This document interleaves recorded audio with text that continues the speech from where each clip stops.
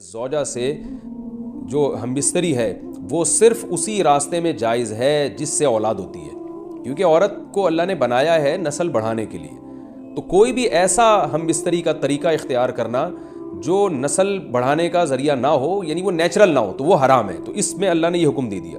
تو اس سے صاف یعنی حدیث سے بھی پتہ چلتا ہے، اور تمام فقہاء کا اجماع بھی ہے اس آیت کی روشنی میں کہ مسئلہ تھوڑا حیا کے خلاف ہے، لیکن میرا خیال ہے بتانا ضروری ہے کہ پچھلے راستے سے عورت سے ہم بستری کرنا بالکل حرام ہے، ناجائز ہے، اور نبی صلی اللہ علیہ وسلم کی اس پہ بہت شدید لعنت ہے، بہت شدید وعید ہے۔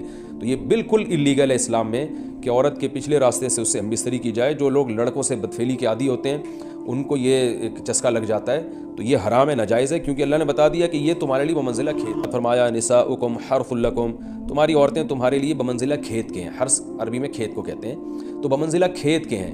جیسے بیج ڈالا جاتا ہے کھیت میں اور اس سے پیداوار بڑھتی ہے، تو عورت کی جو ایک حیثیت ہے، نیچر نے جو اس کی ایک حیثیت متعین کی ہے، وہ بھی ایک نسل بڑھانے کا ذریعہ ہے، جس میں مرد کا جو اسپم ہے وہ بطور بیج کے ہے اور جو اولاد ہے وہ ایک پیداوار کی طرح ہے۔ تو اللہ نے یہ یاد رکھیں، اس آیت کو نا بہت سارے غیر مسلموں نے عورت کے خلاف بہت نیگیٹیوٹی پھیلائی ہے کہ دیکھو اسلام عورت کی توہین کرتا ہے، اس کو کھیتی سے تعبیر کرتا ہے۔ تو کچھ لفظ کسی اور زبان میں جب وہ جاتے ہیں نا تو وہ توہین کا معنی دیتے ہیں۔ عربی میں جو حرث کا معنی ہے یہ تعظیم کے لیے ہے، توہین کے لیے نہیں ہے۔ اردو میں جو کھیتی کا معنی ہے وہ توہین کے لیے استعمال ہوتا ہے۔ کھیتی یعنی جو پاؤں میں روندی ڈالنے والی، اور زمین جو ہے نا پاؤں میں گویا روندی، اس کو روندا جا رہا ہے۔ تو اس لیے اس کا اردو میں بالکل اسی طرح جو لوگ ترجمہ کر دیتے ہیں کہ عورتیں تمہاری کھیتیاں ہیں، تو یہ ترجمہ میرا خیال ہے اس لیے درست نہیں ہے کہ اردو میں اس کا مفہوم ہی چینج ہو جاتا ہے، یعنی گویا ایک عزت کے لیے جو لفظ اللہ نے استعمال کیا وہ ذلت کا ذریعہ بن جاتا ہے۔ تو اس لیے کسی بھی زبان میں جب ہم کسی بھی لفظ کا ترجمہ کرتے ہیں تو اس زبان کے ہمیں محاوروں کو دیکھنا چاہیے کہ اس زبان میں یہ لفظ کس معنی میں استعمال ہو رہا ہے۔ مثال کے طور پر ہو سکتا ہے کتا کا لفظ کسی زبان میں وفاداری کے لیے استعمال ہوتا ہو، کسی کو لوگ ڈاگ کہتے ہوں تو اس کا مقصد ہوتا ہے وفادار انسان ہے، لیکن ہمارے یہاں اردو میں گالی ہے وہ، اور آپ بولیں کہ بھئی وہ فلاں قوم ڈاگ کہتی ہے تو ہم کتا کہیں گے، تو آپ جب اس کا ترجمہ اردو میں کریں گے تو کتے سے نہیں کر سکتے۔ تو اسی طرح یہ عربی کا جو لفظ ہے اس میں بھی یہ چیز یعنی ملحوظ رہنی چاہیے۔ تو اس لیے اس کا ترجمہ کیا جائے گا تمہاری عورتیں تمہارے لیے پیداوار بڑھانے کا ذریعہ ہیں، نسل بڑھانے کا ذریعہ ہیں۔ فاتوا حرثکم، تم اپنے اس نسل بڑھانے کے ذریعے کے پاس آؤ، انا شئتم، جیسے چاہو، وقدموا لانفسکم، اور اپنے نفسوں کے لیے آگے بھیجو، یعنی اولاد کی نیت سے آیا کرو زوجہ کے پاس، اور آخرت کے لیے انتظام کرو، یعنی اولاد پیدا کر کے جو تاکہ دنیا اور آخرت میں تمہارے لیے، فیوچر میں تمہارے لیے کام آئے، دنیا بھی داخل ہے آخرت بھی داخل ہے۔ تو یہ آیت کا بھی ایک شان نزول ہے کہ صحابہ کرام تو چونکہ جو خواتین تھیں مکہ میں صدیوں سے وہ لوگ آباد تھے، ان کے سفر خاص طور پہ عورتوں کے سفر بہت ہی کم ہوا کرتے تھے۔ تو جب ہجرت ہوئی ہے اور جو ہے نا ہجرت کر کے بہت ساری صحابیات مدینہ آئی ہیں، تو مدینہ میں ان کے نکاح دوسری قوموں میں ہوئے، پھر انصار صحابہ سے بھی ہوئے۔ تو چونکہ تقویٰ تھا ان خواتین میں، للہیت تھی، تو بعض جگہ ایسے واقعات ہوئے کہ میاں بیوی کے جو آپس کا ریلیشن ہوتا ہے، ظاہر ہے وہ ہر قوم میں اور ہر جو ہے نا شخص کا مزاج دوسرے سے مختلف ہوتا ہے، تو بعض مردوں نے اس طرح سے اپنی زوجات کے ساتھ ہم بستری کی کہ ان خواتین کو پھر اشکال ہوا کہ پتہ نہیں اس طرح سے ہم بستری کرنا جائز بھی ہے یا نہیں ہے۔ تو انہوں نے نبی صلی اللہ علیہ وسلم سے یہ مسئلہ پوچھا کہ یا رسول اللہ، ہمارے شوہر ہمارے پاس اس طرح سے آتے ہیں تو کیا یہ جائز ہے یا نہیں؟ تو ان کے سوال کو بھی مبہم رکھا گیا، اور قرآن نے اس کے جواب کو بھی کنایتاً بیان کیا، کیونکہ مسئلہ بظاہر حیا کے خلاف ہے، تو قرآن جب بھی کوئی ایسی بات ہوتی ہے تو اشارتاً کنایتاً اس کا تذکرہ کر دیتا ہے تاکہ مسئلہ بھی واضح ہو جائے، کیونکہ ظاہر ہے اس کی ضرورت تو قیامت تک آنے والے انسانوں کو پڑ سکتی ہے نا، یہ تو ہر میاں بیوی کا اپنا ایک ذاتی مسئلہ ہوتا ہے کہ ہمیں کس طرح سے پرمیشن ہے، کس طرح سے پرمیشن نہیں ہے۔ تو اللہ تعالیٰ نے بھی اشارتاً ہی اس حکم کو قرآن میں بیان کر دیا، اور قرآن میں اس لیے بیان کیا کہ تاکہ اس میں کوئی اجتہادی اختلاف کی گنجائش نہ رہے۔ تو اللہ نے قرآن مجید میں بیان کیا، فرمایا نساؤکم حرث لکم، تمہاری جو ازواج ہیں، تمہاری جو بیویاں ہیں، وہ تمہارے لیے بمنزلہ کھیت ہیں۔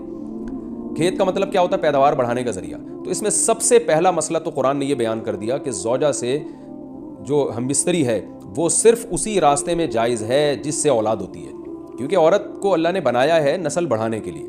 تو کوئی بھی ایسا ہم بستری کا طریقہ اختیار کرنا جو نسل بڑھانے کا ذریعہ نہ ہو، یعنی وہ نیچرل نہ ہو، تو وہ حرام ہے۔ تو اس میں اللہ نے یہ حکم دے دیا۔ تو اس سے صاف یعنی حدیث سے بھی پتہ چلتا ہے، اور تمام فقہاء کا اجماع بھی ہے اس آیت کی روشنی میں کہ مسئلہ تھوڑا حیا کے خلاف ہے لیکن میرا خیال ہے بتانا ضروری ہے کہ پچھلے راستے سے عورت سے ہم بستری کرنا بالکل حرام ہے، ناجائز ہے، اور نبی صلی اللہ علیہ وسلم کی اس پہ بہت شدید لعنت ہے، بہت شدید وعید ہے.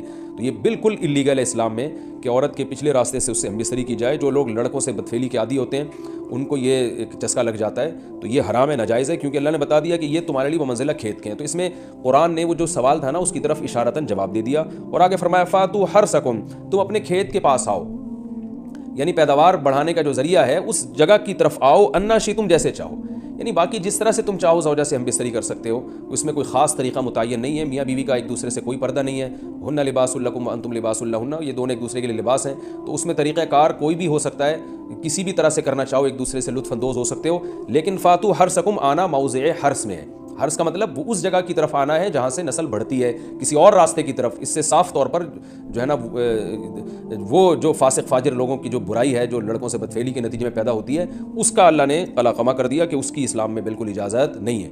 باقی طریقہ کار کیا ہوگا یہ تمہارے اوپر، اس کی اللہ نے تمہیں اجازت دی ہے. وقدموا لانفسکم، اور چونکہ بار بار حرث کا تذکرہ ہو رہا ہے کہ نسل بڑھانے کا، تو اس لیے اللہ نے فرمایا کہ قدموا لانفسکم، اپنی ذات کے لیے فیوچر میں انتظام کرو. قدموا کا مطلب آگے بھیجو اپنی ذات کے لیے سرمایہ. کیا مطلب؟ کہ جب زوجہ سے ہم بستری کرو تو نیت اولاد کی ہونی چاہیے، تاکہ وہ اولاد دنیا میں بھی اور آخرت میں بھی تمہارے لیے ذخیرہ بن جائے. تو یہ نسل بڑھانے کی بہت زبردست ترغیب ہے اس آیت میں. اور اس آیت میں اللہ نے عورت کا کہ بہت ساری ذمہ داریوں میں سے ایک بڑی ذمہ داری کا بھی بیان بتا دیا کہ عورت کو اللہ نے بنایا ہے. جو مرد اور عورت کا جو فرق رکھا ہے نا، اس فرق کی بڑی وجہ یہی ہے کہ مرد کے اسپم کو اللہ نے بیج کے طور پہ پیدا کیا ہے اور عورت کو اللہ نے زمین کے طور پہ.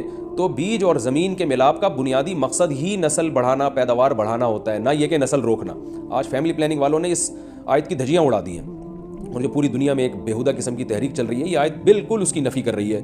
اس لیے اللہ نے فرمایا، اچھا اللہ نے اس کا بھی جواب دے دیا کہ جو فیملی پلاننگ والے کہتے ہیں نا نسل بڑھنے سے تمہارا نقصان ہوگا، خرچے بڑھ جائیں گے، تو اللہ فرماتا ہے قدموا لانفسکم، تمہارا فیوچر بن جائے گا، سنور جائے گا. کیونکہ اولاد پہ اتنی انویسٹمنٹ نہیں ہوتی جتنا اس کا آؤٹ پٹ ہوتا ہے. ان پٹ کم ہے، آؤٹ پٹ زیادہ ہے. انویسٹمنٹ کم ہے، اس کے جو پروفٹ ہے وہ زیادہ ہے، دنیا میں بھی اور آخرت میں بھی. تو اللہ نے فرمایا اپنے نفس کے لیے، فیوچر کے لیے انتظام کرو، بڑھاپے کے لیے انتظام کرو. تمہارے بیٹے ہوں گے، بیٹیاں ہوں گی، پوتے ہوں گے، نواسے ہوں گے، بہویں ہوں گی. یہ دنیا کا مستقبل اور آخرت کا مستقبل کیا ہے. جو عبداللہ بن عمر رضی اللہ تعالیٰ عنہ نے جب نکاح کا ارادہ ترک کیا تو آپ کی جو ہمشیرہ تھی حضرت حفصہ، انہوں نے فرمایا کہ نکاح کرو، تمہاری اولاد ہوگی، دنیا سے جاؤ گے تو تمہارے لیے دعائیں مانگے گی. تو یہ آخرت کے لیے ذخیرہ ہے. تو اس لیے اللہ نے فرمایا کہ آخرت کے لیے ذخیرہ کرو. واتقوا اللہ، اور اللہ سے ڈرو. واعلموا انکم ملاقوہ، اور جان لو کہ تم نے ایک دن اللہ سے ملاقات کرنی ہے. تو جتنے حکام اللہ نے تمہیں اس آیت میں دیے ہیں ان تمام حکام کو تم نے فالو کرنا ہے. وبشر المومنین، اور ایمان والوں کو خوشخبری سنا دیں.